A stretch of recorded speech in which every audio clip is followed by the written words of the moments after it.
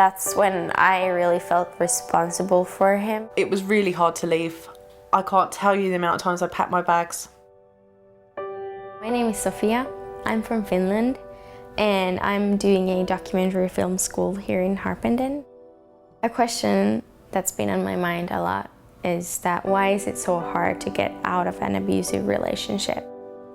Some women think, oh, he loves me, he's overprotective, but not understanding the fact that it was too much. They don't see that sign of abuse until it becomes toxic. It's easy to see a cycle. They have a normal relationship, everything goes well, everything it's heaven, and the passion and the emotion is there, until eventually the tension and conflict starts. That's when the abuse can start.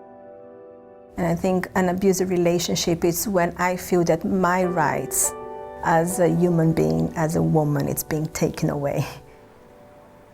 Codependency is very common within the relationship. I have this deep need within me to help the other side, and I feel that I am the only answer for that person. Things start happening and changing slowly. When I was 18, I moved to another country, and I made some really bad decisions during that time, and my life changed a lot. There was alcohol, partying, all that.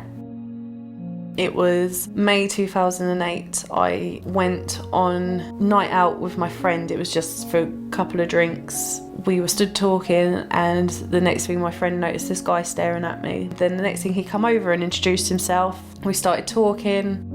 When I came back to Finland, I continued that same lifestyle. Then I just met this guy. It just continued from there. It was quite quick. You know, before I knew it, I was spending pretty much all my time with him. Him telling of all the hardships that he had gone through, and me sharing my life story and all the things that I had gone through. We got married in April 2009. That was probably one of the last times I saw my friends as well. The first time he ever hit me was a month into the marriage, and things just got progressively worse from there. His behavior started changing. He wanted to know where I was going, what I was doing, who I was with. So he would manipulate me and threaten me. If I didn't do what he said, that he would leave me. I felt like I was dependent on him. And then that night, we'd had an argument before he went out, and he come back. I was laid on the sofa. He came in and laid behind me on the sofa and wrapped his arm around my neck and pulled tight and was strangling me. When I look back on that, I think to myself, what would happen if his friend hadn't been there? I came from Spain. I had been there for vacation. I came home, and he was so sure that I had cheated on him. He was just yelling at me. What did you do? Who was it? I ran to the bathroom, and he punched the door. He tried to hit once more, and he hit the wall, and he made a hole to the wall. Because I had never seen him so mad. Before that, I had always thought like he's never gonna hit me, although he would do all the other things like strength. Just on a personal note, it's terrible how you classify strangling as not hitting. And to me, it is.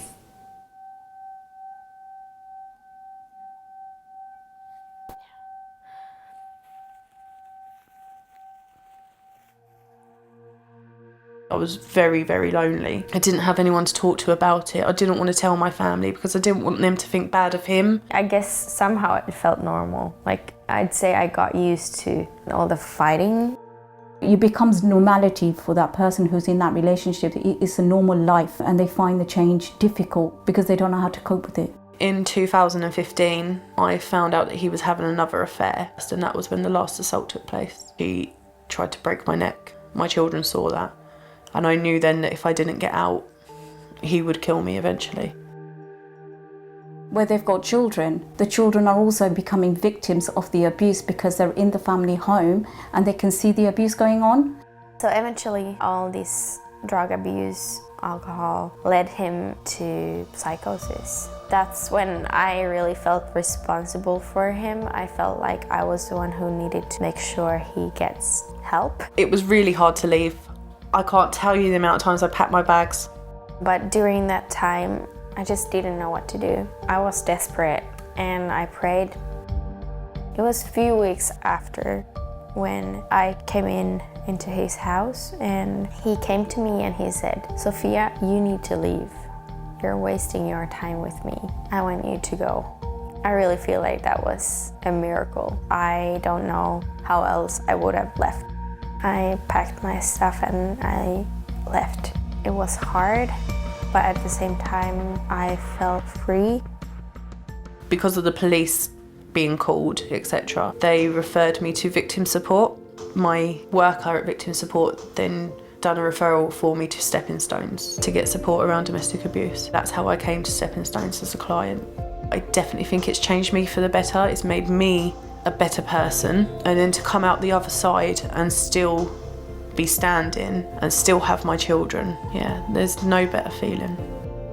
Now I am doing so much better. I have hope for my life. I feel like I'm free. My life is a whole new life.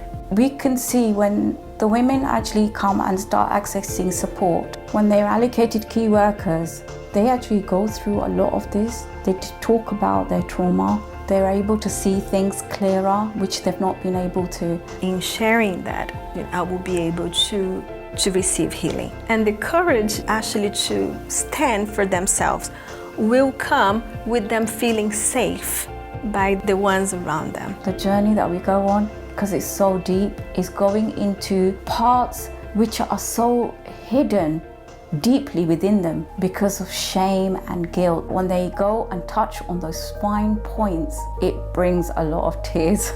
I feel like a lot of times women who are in abusive relationships don't realize that it's abuse, like I didn't. For the young women and girls that are out there watching this, I would say that you're young, you're beautiful, and you deserve so much more than to be treated that way. I really hope that my story can inspire some girls who might be in similar situations that I was in to get help and get out of those situations. Something I really want to say is that no matter what some guy says to you, it can't take away your worth or your value. You are worthy of love.